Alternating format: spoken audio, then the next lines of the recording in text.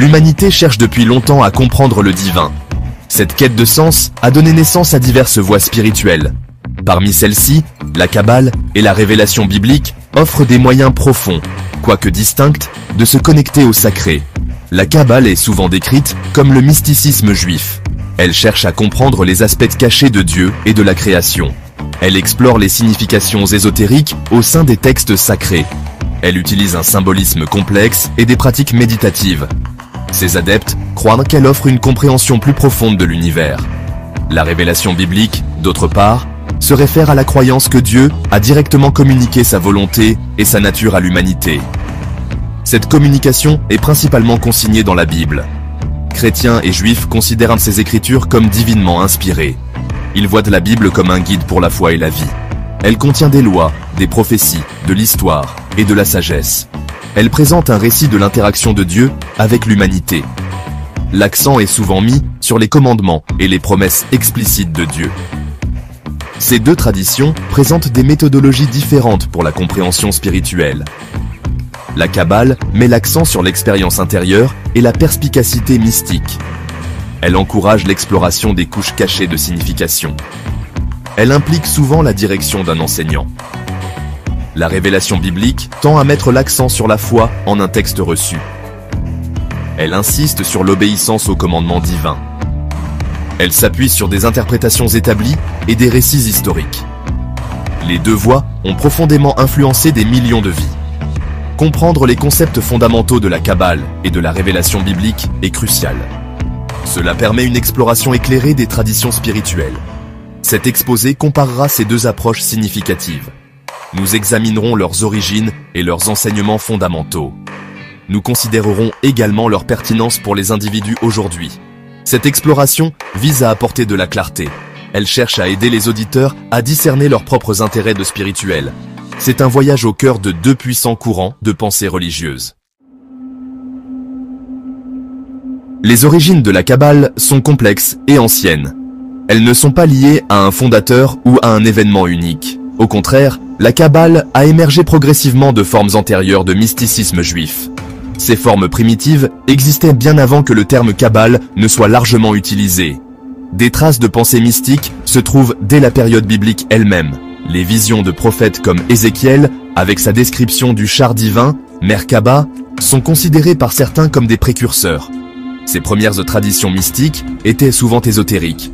Pendant la période talmudique, approximativement du 1er au 6e siècle de notre ère, les spéculations mystiques se sont poursuivies. Des textes comme le « Livre de la formation » sont apparus. Cet ouvrage bref mais dense traite de la création de l'univers par Dieu. Il utilise les lettres de l'alphabet hébreu et les 10 séphirotes, ou émanations divines. Ces concepts sont devenus fondamentaux pour la pensée kabbalistique ultérieure. Les premiers mystiques, connus sous le nom de Yordei Merkabah, ceux qui descendent au char, s'adonnaient à des pratiques. Ils cherchaient à s'élever vers les royaumes divins. Ces premiers courants mystiques étaient souvent gardés secrets. Ils étaient transmis oralement de maître à disciple. Ils n'étaient pas destinés au grand public. L'accent était mis sur l'expérience directe et la connaissance secrète. Ce secret visait à protéger les enseignements sacrés de toute mauvaise interprétation. Il visait également à protéger les pratiquants de dangers spirituels potentiels. L'idée d'une tradition cachée, transmise de génération en génération, est centrale à la manière dont la Kabbale se conçoit. Cela contraste avec des formes d'enseignement religieux plus publiques. Le terme Kabbale lui-même signifie réception ou tradition. Cela souligne l'importance de recevoir une sagesse ancienne. Les premiers kabbalistes se considéraient comme les héritiers d'une longue chaîne de transmission mystique. Ils croyaient que cette transmission remontait à des figures bibliques comme Moïse ou même Adam. Bien que la recherche historique remette en question une telle lignée directe, cette croyance souligne la valeur accordée à la continuité. Elle met l'accent sur la nature reçue de cette profonde connaissance spirituelle. Les racines de la Kabbale sont ainsi profondément ancrées dans l'histoire juive. La Kabbale a véritablement fleuri durant la période médiévale. Cette époque a vu la production de ses textes les plus influents. La Provence, dans le sud de la France, et l'Espagne sont devenus des centres majeurs de l'activité kabbalistique au XIIe et XIIIe siècle. Des figures comme Isaac l'Aveugle sont considérées comme centrales. Lui et son cercle ont développé des doctrines kabbalistiques clés. ils se sont concentrés sur la nature des séphirotes. Ces attributs, ou émanations divines, comblent le fossé entre le Dieu infini et le monde fini. L'ouvrage kabbalistique le plus célèbre, le Livre de la Splendeur, est apparu en Espagne vers la fin du XIIIe siècle. Traditionnellement attribué aux sages du IIe siècle, Rabbi Shimon bar Yochai, les érudits pensent généralement qu'il a été écrit par Moïse de Léon. Le Zohar est un commentaire mystique de la Torah. Il est écrit en araméen. Il explore les significations cachées des récits et commandements bibliques. Il décrit l'interaction dynamique des forces divines. Le Zohar a eu un impact immense sur la pensée juive. Après l'expulsion des Juifs d'Espagne, en 1492, la Kabbale a pris un nouveau tournant. De nombreux kabbalistes se sont installés à Safed, en Palestine ottomane. Cette ville est devenue un centre vibrant d'apprentissage mystique au XVIe siècle. Là, Rabbi Isaac Luria, connu sous le nom d'Ari, le lion, a révolutionné la pensée kabbalistique. La Kabbale lourianique a introduit des concepts complexes. Ceux-ci incluaient le contraction divine, la brise des vases et le réparation. Ces idées offraient un drame cosmique de création, d'exil et de rédemption. La Kabbale lourianique a eu une influence profonde et durable. Elle a fourni un cadre mystique pour comprendre la souffrance et l'espérance juive. Ces enseignements se sont rapidement répandus dans le monde juif. Ils ont influencé la pratique religieuse, la liturgie et l'éthique. La Kabbale a cessé d'être uniquement le domaine d'une petite élite. Elle a commencé à imprégner plus largement la culture juive. Différentes écoles d'interprétation kabbalistique ont continué à se développer. Chacune a ajouté de nouvelles couches à cette tradition riche et en évolution. La période médiévale fut donc fondatrice. La révélation biblique présente un modèle différent de communication divine. La croyance fondamentale ici est que Dieu s'est activement révélé lui-même. Il a fait connaître sa nature, sa volonté et ses desseins à l'humanité. Cette révélation n'est pas principalement recherchée par des pratiques ésotériques. Au lieu de cela, elle est donnée par Dieu, souvent par l'intermédiaire d'individus choisis. Les textes de la Bible hébraïque, Tanakh, et du Nouveau Testament chrétien sont considérés comme les principaux registres de cette auto-révélation divine. Ils sont considérés comme faisant autorité et inspirés. Le concept d'alliance est central à la révélation biblique. Dieu établit des alliances ou accords sacrés avec des individus et avec son peuple. L'alliance avec Abraham, par exemple, promet une terre et une descendance. Elle établit une relation spéciale. L'alliance au mont Sinaï, donnée par Moïse, inclut les 10 commandements. Elle inclut également un corpus de lois, Torah, qui guide la vie de la communauté israélite. Ces alliances sont vues comme des expressions directes de la volonté de Dieu. Elles définissent la relation entre Dieu et l'humanité. La Bible dépeint Dieu parlant de diverses manières. Il parle directement, comme à Moïse face à face. Il parle par des songes et des visions, comme aux prophètes Isaïe et Jérémie. Il parle par des anges qui agissent comme messagers divins. Le récit biblique est rempli d'exemples de Dieu intervenant dans l'histoire humaine. Il guide, juge et rachète. Cet engagement actif est un aspect clé de la révélation biblique. Dieu n'est pas une entité distante et inconnaissable. Il est un Dieu personnel qui interagit avec sa création. Par conséquent, l'autorité de la Bible, pour les croyants, repose sur son origine divine. Ce n'est pas simplement un recueil de sagesse humaine ou de récits historiques. Elle est considérée comme la parole de Dieu. Cela signifie qu'elle porte une autorité divine pour la foi et la pratique. L'interprétation est importante, bien sûr, mais le point de départ est la croyance que le texte lui-même est un enregistrement fiable de ce que Dieu a révélé. Cette compréhension façonne la manière dont les croyants abordent les Écritures. Ils cherchent à comprendre le message de Dieu et à l'appliquer à leur vie. Bien, nous voici donc dans la 5e section, où nous allons parler de la nature de la prophétie dans la tradition biblique. Voyez-vous, la prophétie joue un rôle crucial dans le concept de la révélation biblique. Les prophètes étaient des individus que l'on croyait choisis par Dieu lui-même, et ils servaient, de porte-parole. Ils transmettaient des messages de Dieu au peuple, aux dirigeants, ou même à d'autres nations. Ces messages pouvaient inclure des avertissements, des appels à la repentance, des promesses de bénédiction future, ou une critique sociale. Alors, des figures comme Samuel, Élie, Isaïe, Jérémie et Ézéchiel sont, vous savez, des prophètes éminents de la Bible hébraïque. Et puis, Dans le Nouveau Testament, vous avez Jean-Baptiste et des figures comme Agabus, qui sont considérés comme prophètes. L'expérience prophétique était souvent intense et, honnêtement, assez bouleversante. Les prophètes décrivaient être contraints de proclamer la parole de Dieu, même quand c'était impopulaire ou dangereux. Leur autorité, eh bien, elle ne venait pas de l'érudition humaine ou du statut social. Elle venait directement de leur mission divine. La formule prophétique typique, « Ainsi parle le Seigneur », soulignait vraiment cette source divine. Les paroles des prophètes furent consignées et, oui, elles devinrent partie intégrante des Écritures sacrées. Elles furent préservées pour les générations futures, comme faisant partie de la révélation continue de Dieu. Or, la prophétie biblique ne consistait pas principalement à prédire l'avenir, bien qu'elle inclue souvent des prédictions sur le futur. Son but principal était de rappeler les gens à la fidélité envers Dieu et son alliance. Les prophètes abordèrent la condition morale et spirituelle de leur société. Ils condamnaient l'injustice, l'idolâtrie et l'hypocrisie. Ils soulignaient la justice de Dieu et son exigence d'un comportement éthique.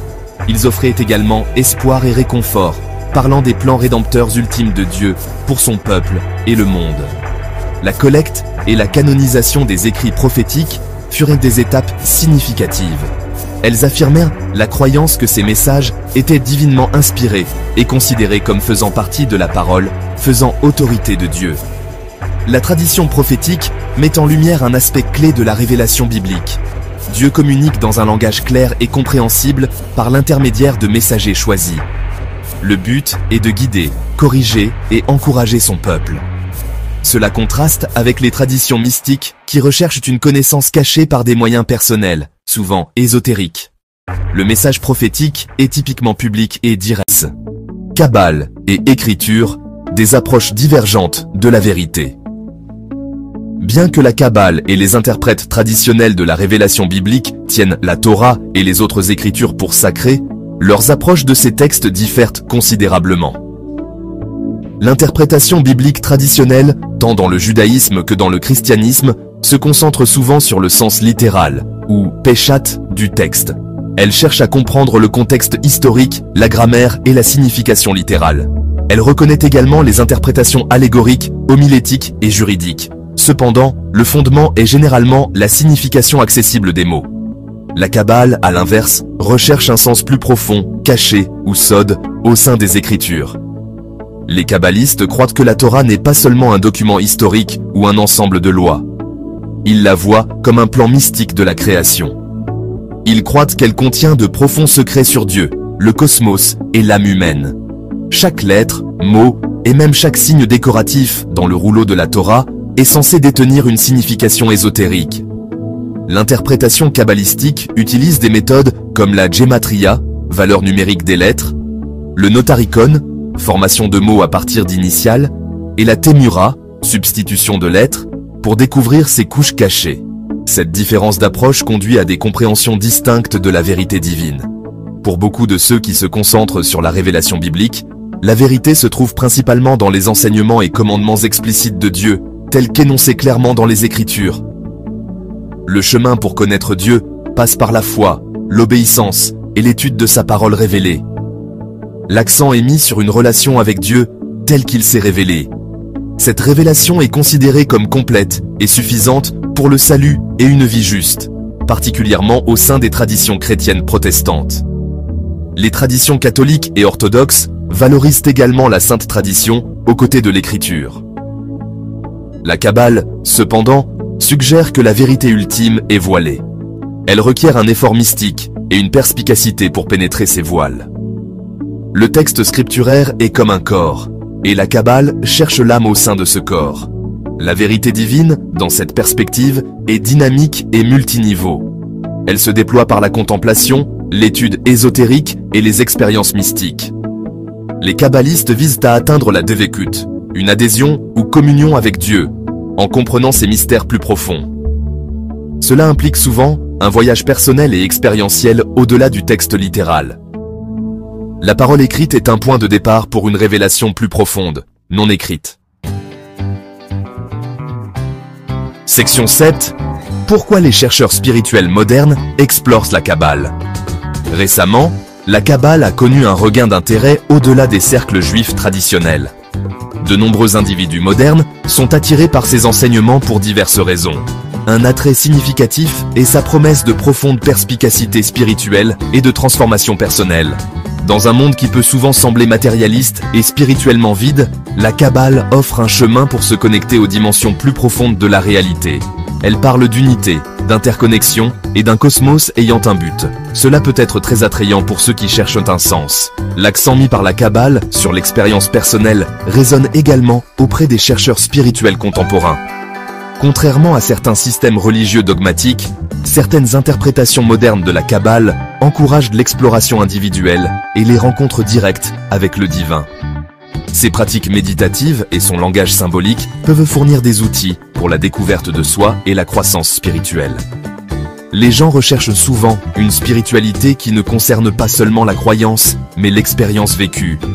La Kabbale, avec son accent sur le travail intérieur et la connaissance ésotérique, semble offrir cela. Les aspects universels de la pensée kabbalistique contribuent également à son attrait moderne. Bien que profondément enracinés dans la tradition juive, ces concepts fondamentaux, tels que la nature de Dieu, la création de l'univers et le voyage de l'âme humaine, abordent des questions humaines universelles. Certaines présentations modernes de la Kabbale minimisent ces éléments spécifiquement juifs. Elle la présente comme une sagesse universelle, accessible aux personnes de tous horizons. Cela la rend accessible à ceux qui ne sont peut-être pas intéressés par la religion organisée traditionnelle. De plus, la nature mystique et ésotérique de la Kabbale elle-même peut être séduisante. À une époque de surcharge d'informations, l'idée d'une connaissance secrète ou de vérité cachée peut être intrigante. La Kabbale offre un sentiment de profondeur et de mystère. Elle suggère qu'il y a plus dans la réalité que ce qui saute aux yeux. Pour certains, cela offre une alternative aux visions du monde purement rationnelles ou scientifiques. Elle offre un cadre pour comprendre les dimensions spirituelles de l'existence. La quête de quelque chose au-delà de l'ordinaire attire beaucoup de gens vers son étude. Section 8. L'attrait durable de la révélation biblique aujourd'hui. Malgré l'émergence de diverses options spirituelles, la révélation biblique continue d'exercer un attrait profond sur de nombreuses personnes à travers le monde. Une raison principale est sa prétention à offrir un message direct et faisant autorité de la part de Dieu. À une époque de relativisme moral et d'incertitude, la Bible fournit un cadre clair de croyances, de valeurs et de lignes directrices morales. Pour les croyants, ces enseignements ne sont pas de simples opinions humaines, mais des vérités divines. Cela offre un sentiment de stabilité et une direction dans la vie. La personne de Jésus-Christ, centrale dans la compréhension chrétienne de la révélation biblique, exerce une puissante attraction. Ses enseignements sur l'amour, le pardon et la compassion résonnent profondément. Sa vie, sa mort et sa résurrection, telles que rapportées dans le Nouveau Testament, offrent l'espoir de la rédemption et de la vie éternelle. Beaucoup trouvent en Jésus un sauveur personnel et un modèle de vie. Le récit de l'amour de Dieu pour l'humanité, culminant en Christ, procure un réconfort et un sens profond. Cet aspect relationnel est un élément clé de son attrait durable. La révélation biblique offre également un fort sentiment de communauté et de tradition. Les églises, synagogues et autres communautés de foi offrent fraternité, soutien et un but commun. Appartenir à une communauté qui partage des croyances et des valeurs fondamentales peut être profondément épanouissant. La riche histoire et les traditions associées à la foi biblique relient les individus à une lignée qui remonte à des milliers d'années. Cela procure un sentiment d'enracinement et de continuité. Elle offre une identité partagée et une mémoire collective. De plus, la Bible aborde des questions humaines fondamentales sur la souffrance, la justice et le sens de la vie. Elle contient des récits de luttes humaines, d'échecs et de triomphes. Elle offre une sagesse pour naviguer les défis de la vie. Ses prophéties et promesses offrent de l'espoir pour l'avenir, tant individuellement que collectivement. Beaucoup trouvent dans son message de la souveraineté de Dieu et de son plan rédempteur ultime une source de profonde réassurance. La capacité de la Bible à parler à la condition humaine à travers les cultures et les générations contribue à sa pertinence durable. Section 9. Conclusion. Naviguez dans votre cheminement spirituel. La Kabbale et la révélation biblique représentent deux voies significatives, quoique distinctes, vers la compréhension spirituelle. La Kabbale avec ses interprétations mystiques et son accent sur la connaissance ésotérique, invite les chercheurs dans les profondeurs cachées du mystère divin. Elle met l'accent sur l'expérience personnelle et le déploiement de la sagesse intérieure. Ses racines sont anciennes, et son développement à travers des figures comme l'Ouria et des textes comme le Zohar a créé une tradition riche et complexe. Elle offre un voyage dans le langage symbolique de l'âme et du cosmos. La révélation biblique, en revanche, est centrée sur la croyance que Dieu a communiqué sa volonté et sa nature ouvertement et avec autorité. Ceci, principalement à travers les Écritures sacrées. Elle insiste sur la foi en la parole révélée de Dieu, l'obéissance à ses commandements et la participation à une communauté d'alliance. La tradition prophétique souligne le caractère direct de la communication de Dieu. La vie et les enseignements de figures comme Moïse et Jésus sont centraux à cette voie. Elle offre un cadre de croyances et de pratiques ancrés dans des événements historiques et des déclarations divines. La question de savoir s'il faut s'intéresser à ces formes de compréhension spirituelle est ultimement personnelle. Certains peuvent être attirés par le défi intellectuel et l'attrait mystique de la Kabbale. Ils pourraient rechercher ces outils pour la découverte de soi et la connexion au divin. D'autres peuvent trouver réconfort, direction et un fondement solide pour la foi dans les enseignements clairs de la révélation biblique. Il pourrait valoriser son accent sur la communauté, la clarté morale et une relation personnelle avec Dieu. Il n'y a pas de réponse unique qui convienne à tous. Les deux traditions ont profondément façonné la pensée et la spiritualité humaine pendant des siècles. Elles offrent de riches ressources à ceux qui explorent tôt les questions les plus profondes de la vie. Une compréhension éclairée de leurs origines, de leurs enseignements fondamentaux et de leurs méthodes peut aider les individus à discerner quelle voie, le cas échéant, résonne avec leurs propres besoins et aspirations spirituelles. Peut-être même que des éléments des deux peuvent éclairer le cheminement de chacun. Le but ultime pour beaucoup est une connexion plus profonde au sacré et une vie plus pleine de sens. Le choix de la voie fait partie de cette quête très personnelle.